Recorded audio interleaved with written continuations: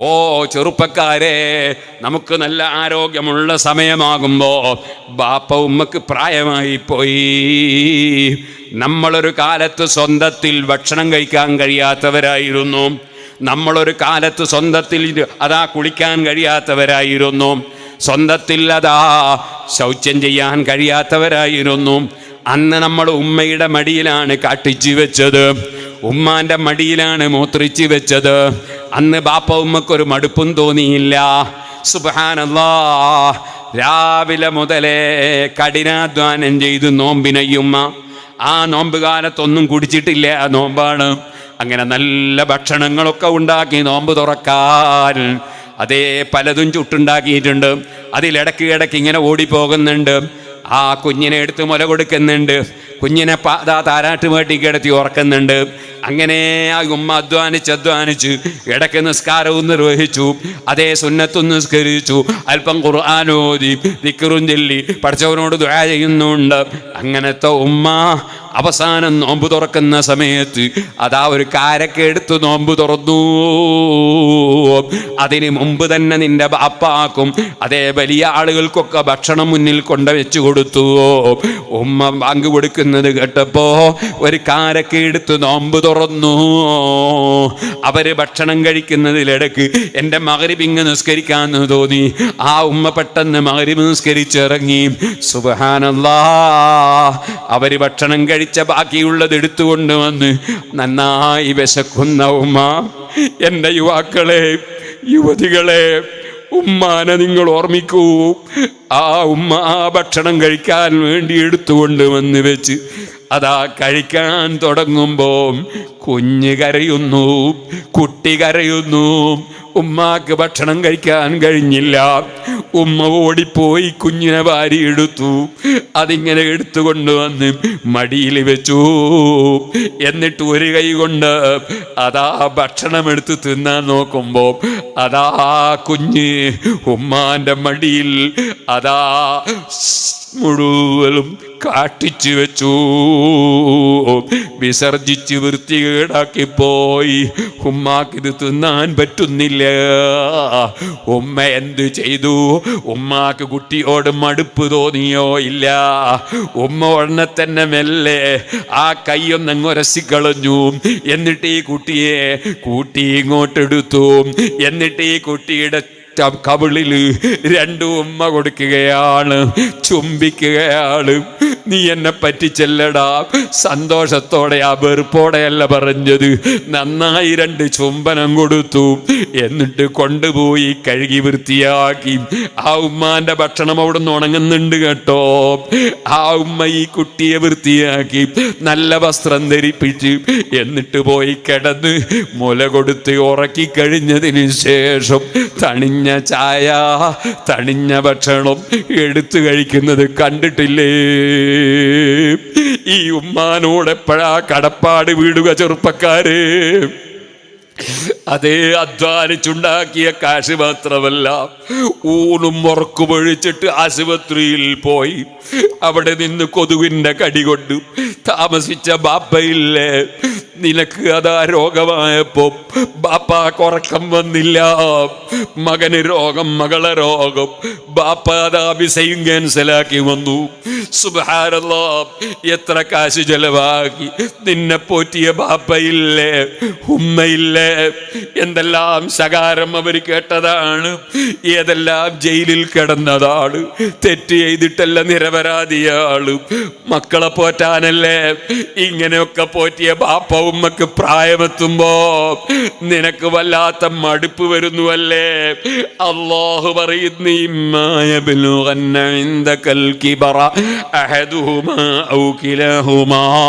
നിന്റെ അടുക്കൽ നിന്റെ ഉമ്മയും ബാപ്പയും അല്ലെങ്കിൽ ഒരാള് അവർക്ക് പ്രായമാകുമ്പോ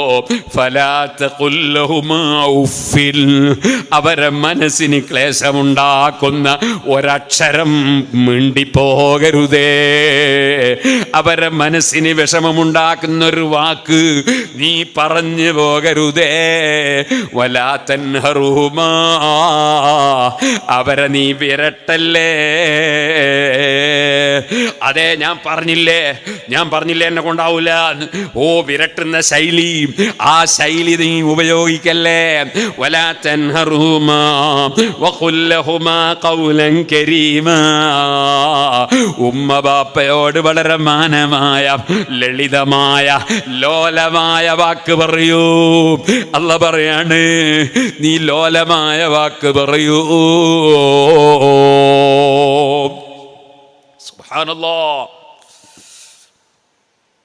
നീ വളരുന്ന സമയത്ത് ഓട്ടോറിക്ഷ പോവുക. ഉമ്മാനോട് നീ ചോദിച്ചു, എന്താ അമ്മ? ഓട്ടോറിക്ഷ. പിന്നെയും ചോദിച്ചു, നീ എന്താ അത്? ഓട്ടോറിക്ഷ. പിന്നെയും ചോദിച്ചു, ഓട്ടോറിക്ഷ. 100 പ്രാവശ്യം പറഞ്ഞിട്ടും നിനക്ക് ഇത് പാടാകുന്നില്ല. അവസാനം ഓട്ടോറിക്ഷന്ന് പറഞ്ഞു. അല്ലേ? അങ്ങനത്തെ നീ ഉമ്മ സുഖമില്ലാതെ കിടക്കുമ്പോൾ അതിലെല്ലാം ഇങ്ങനെ JCB പോവാണ്. അപ്പോൾ ഉമ്മ, അതെന്താ മോനെ? JCB. ഇപ്പം ഉമ്മാക്ക് കാത് വെക്കൂല, പണ്ടത്തെ പോലെ കേൾവില്ല. അപ്പം ഉമ്മ, അതെന്താ മോനെ? JCB. പിന്നെയും ചോദിച്ചു ഉമ്മ, അതെന്താ മോനെ? JCB. പിന്നെയും ചോദിച്ചു, അതെന്താ മോനെ? നിങ്ങൾ ഇതിനായാലും നോക്കുന്ന നടക്കടന്നാ പോരെ. എടാ മനുഷ്യ, നിനക്ക് ഓട്ടോറിക്ഷൻ്റെ പേര് പഠിപ്പിച്ചതാരാ? JCBൻ്റെ പേര് പഠിപ്പിച്ചതാരാ? പോകട്ടെ, നിന്റെ മൂക്ക് എന്നുള്ള പേര് പഠിപ്പിച്ചതാരാ? നിന്റെ കണ്ണ് എന്നുള്ള പേര് പഠിപ്പിച്ചതാരാ? നിന്റെ കൈ അതാ പഠിപ്പിച്ചതാരാ? നിന്റെ കാല് അത് പഠിപ്പിച്ചതാരാ? മുഴുവൻ പഠിപ്പിച്ച ഉസ്താദല്ലേ അത്? ആ ഉമ്മാന്റെ മുഖത്ത് നോക്കി നീ അതാ കടുപ്പം കൂട്ടി സംസാരിച്ചു പോയി. ഈമാൻ കിട്ടി മരിക്കണോ? അതേ, ഹുമാ ജന്നത്തുക വനാറുക. നിന്റെ ബാപ്പയും ഉമ്മയും നിന്റെ സ്വർഗവും നരകവുമാണ്. സ്വർഗത്ത് കടക്കണോ? പൊരുത്തം വാങ്ങിക്കോ. നരകത്ത് കടക്കണോ?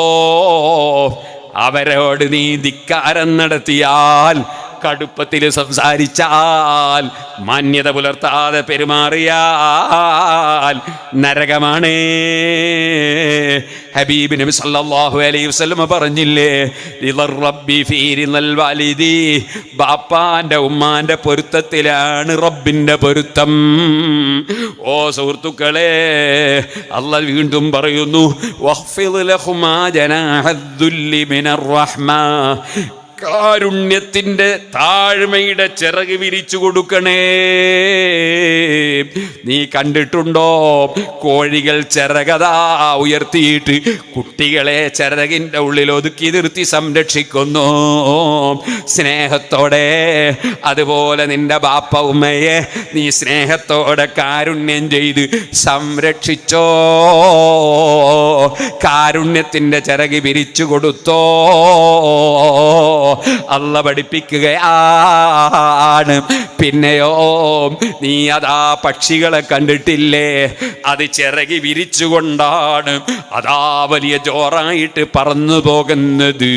എന്നാൽ ജോറ് കാണിക്കാതെ താഴ്മ കാണിച്ചുകൊണ്ട് പറക്കലൊക്കെ നിർത്തിയിട്ട് 2 ചിറകും ഒപ്പിച്ച് പിടിച്ച് കൂട്ടിപ്പിടിക്കുന്നത് കണ്ടില്ലേ? താഴ്മയുടെ രൂപമാണ്.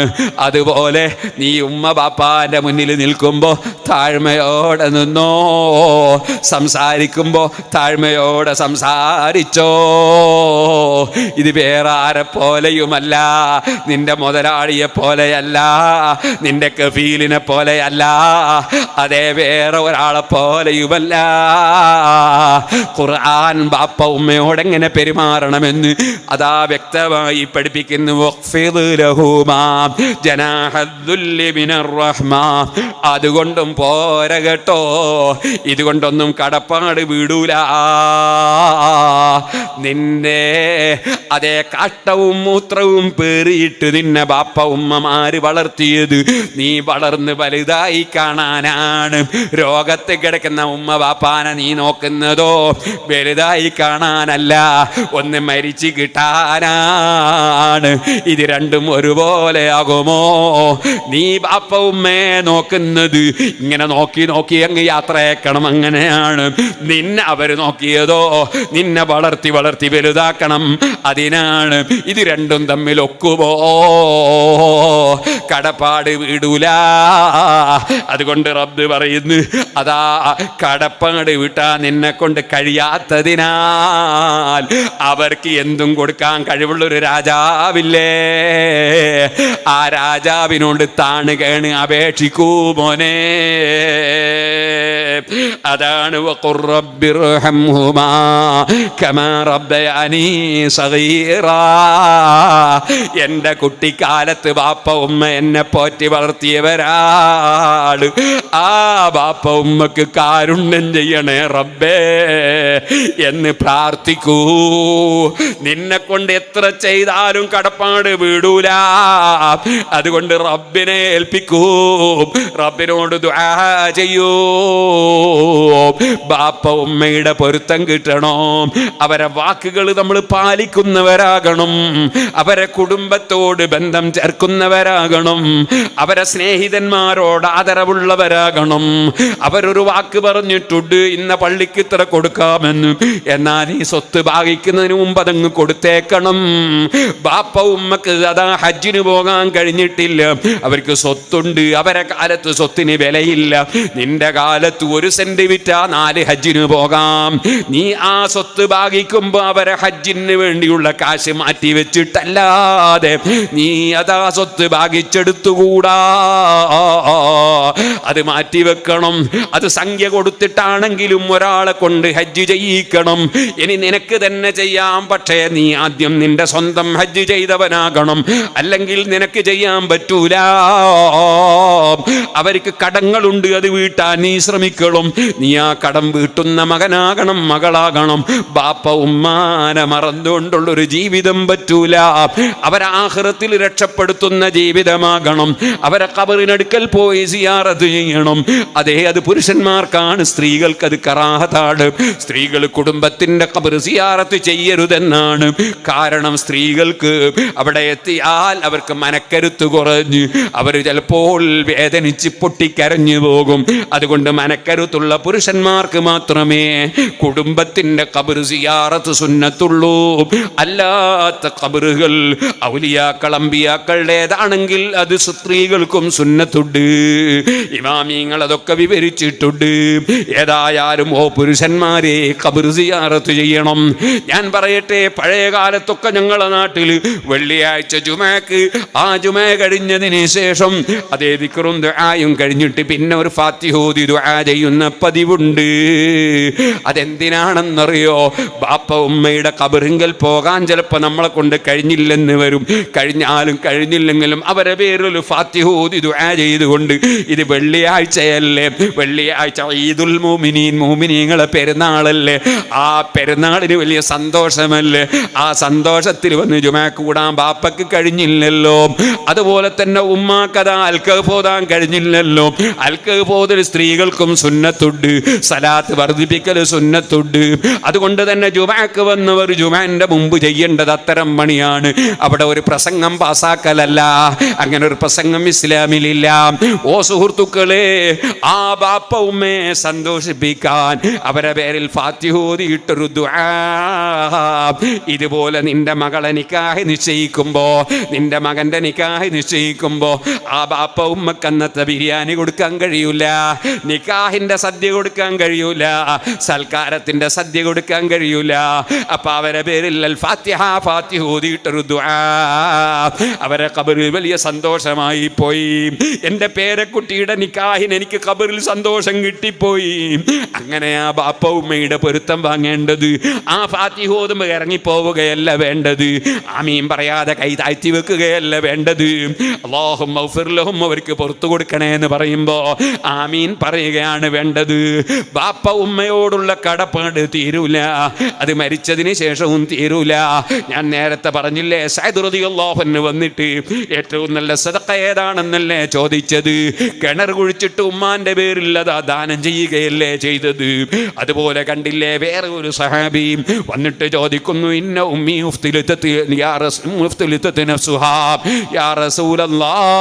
എന്റെ ഉമ്മ പെട്ടെന്ന് മരിച്ചുപോയി,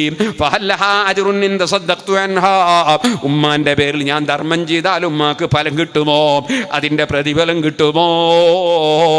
ഹബീബ് റസൂലുള്ളാഹിന്റെ മറുപടി ഇമാം ബുഖാരി റിപ്പോർട്ട് ചെയ്യുന്നു, ഖാല നഅം, അതേ ഉമ്മാക്ക് പ്രതിഫലം കിട്ടും.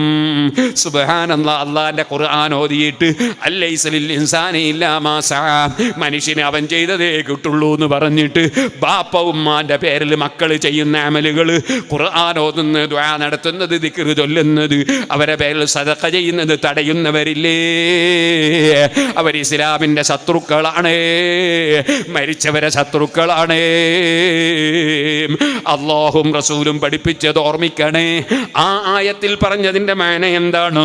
അതിനൊരുപാട് വ്യാഖ്യാനങ്ങൾ പണ്ഡിതന്മാര് പറഞ്ഞിട്ടുണ്ട്. അതിലൊരു വ്യാഖ്യാനം ഞാൻ പറയട്ടെ. വഅല്ലൈസ ലിൽ ഇൻസാനി ഇല്ലാ മാ സഅ, ഈമാനുള്ളവർക്ക് ആരെന്ത് ചെയ്താലും ഫലം കിട്ടുള്ളൂ. അപ്പൊ ഈമാൻ എന്ന പ്രവർത്തനം ചെയ്ത മോമിനീങ്ങൾ അവർക്ക് ഈമാൻ ഉള്ളത് കൊണ്ടാണല്ലോ ഫലം കിട്ടുന്നത്. അപ്പൊ അവരെ പ്രവർത്തനം അതിന്റെ പിന്നിലുണ്ടല്ലോ. ഇത് ഒരു തഫ്സീറാണ്. അബൂജഹലിന്റെ മോനാണ് ഇക്രിമത്ത് ഇബ്നു അബീ ജഹൽ റളിയല്ലാഹു അൻഹു. അത് മോനാണ്, പക്ഷേ സഹാബിയാണ്. ഇക്രിമത്ത് സഹാബിയാണ്. അബൂജഹലിന്റെ പേരിൽ ഇക്രിമത്ത് സദഖ ചെയ്ത അബൂജഹലിന് കിട്ടുമോ? കിട്ടൂല. കാരണം അബൂജഹലിന് ഈമാനില്ല. അതാണ് ഇല്ലാമാ സഅ. അവനവന്റെ ഈമാൻ സ്വീകരിച്ചാലേ മറ്റുള്ളവർ ചെയ്ത ഫലം കിട്ടൂന്നാണ് ആയത്തിന്റെ തഫ്സീർ എന്ന് പല ഇമാമിങ്ങളും വിവരിച്ചിട്ടുണ്ട്. വേറെയും ചില വ്യാഖ്യാനങ്ങളുണ്ട്. അതേ സമയത്ത് മരിച്ചവരുടെ പേരിൽ സദഖ ചെയ്താൽ, മരിച്ചവരുടെ പേരിൽ ഖുർആൻ ഓതിയാൽ, മരിച്ചവരുടെ പേരിൽ ദുആ നടത്തിയാൽ, മരിച്ചവരുടെ പേരിൽ ദിക്ർ ചൊല്ലിയാൽ അതാ മരിച്ചവർക്ക് ഫലം കിട്ടുമെന്നതിൽ ബിത്തിഫാഖിൽ മുസ്ലിമീൻ, ഒരു മുസ്ലിം പണ്ഡിതനും ഒരു മുസ്ലിമിനും തർക്കമില്ല എന്ന് തർക്കം വലിച്ചു കൊണ്ടുവരുന്നവരുടെ നേതാവായി അവർ പരിചയപ്പെടുത്തുന്ന ഇബ്നു തൈമിയ്യ തന്നെ അദ്ദേഹത്തിന്റെ ഫതാവയിൽ പറഞ്ഞ വാചകമാണ്. അതേ, മൻ തസദ്ദഖ, ആരെങ്കിലും ധർമ്മം ചെയ്താൽ, അതേ അലൽ മയ്യിത്തി, മയ്യിത്തിന്റെ പേരിൽ ധർമ്മം ചെയ്താൽ, ലിമൻ യഖ്റഉൽ ഖുർആന വഗൈരിഹിം, മയ്യിത്തിന്റെ പേരിൽ ഖുർആൻ ഓതുന്നവർക്കോ അല്ലാത്തവർക്കോ മയ്യിത്തിന്റെ പേരിൽ വല്ലവനും ധർമ്മം ചെയ്താൽ, അതേ യംഫഉഹു ദാലിക ബിത്തിഫാഖിൽ മുസ്ലിമീൻ, ഒരു മുസ്ലിമിനും തർക്കമില്ല, മയ്യിത്തിന് ഫലം കിട്ടും. സുഹൃത്തുക്കളെ, അല്ലാഹുവിന്റെ ദീനനുസരിച്ച് ജീവിച്ചു വന്ന നമ്മുടെ മുൻഗാമികൾ ആ മഹാന്മാരെ പാത പിന്തുടർന്നുകൊണ്ട് അല്ലാഹുവിന്റെ ദീനനുസരിച്ച് ജീവിക്കണം. ബാപ്പ ഉമ്മ മരിച്ചിട്ട് ആ ബാപ്പ ഉമ്മാന്റെ പേരിൽ ഒന്നും ചെയ്യാതെ നമ്മുടെ ജീവിതം കൊണ്ടുപോകല്ലേ, അവർക്ക് പ്രാർത്ഥിക്കാതെ ജീവിക്കല്ലേ.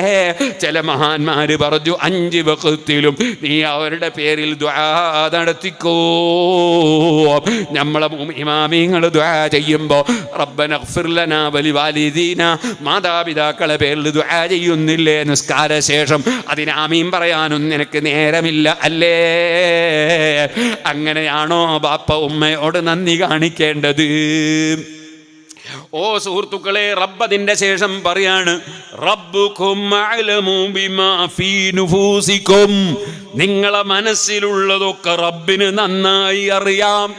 നിങ്ങളെ റബ്ബിന് നിങ്ങളെ മനസ്സിലുള്ളത് അറിയാം. നിനക്ക് നിന്റെ ഭാര്യയോടാണോ ഉമ്മയോടാണോ പരിഗണന? ബാപ്പയോടാണോ അമ്മോശനാണോ പരിഗണന? നിന്റെ സ്നേഹിതനോടാണോ ജേട്ടനോടാണോ പരിഗണന? നിന്റെ മനസ്സിലുള്ളത് റബ്ബിനറിയാം. ഇൻ തകൂനു സാലിഹീന, നിങ്ങൾ നല്ലവരായാൽ ഫഇന്നഹു കാന ലില്ലവ്വാബീന ഗഫൂറാ, അല്ലാഹുവിലേക്ക് ധാരാളമായി മനസ്സുകൊണ്ട് മടങ്ങുന്നവർക്ക് അല്ലാഹ് ധാരാളം പൊറുത്തു കൊടുക്കുന്നവനാണ്. മനസ്സ് റബ്ബിലേക്ക് മടങ്ങി ജീവിക്കണം. ആ റബ്ബിനെ അനുസരിച്ച് ജീവിക്കണം.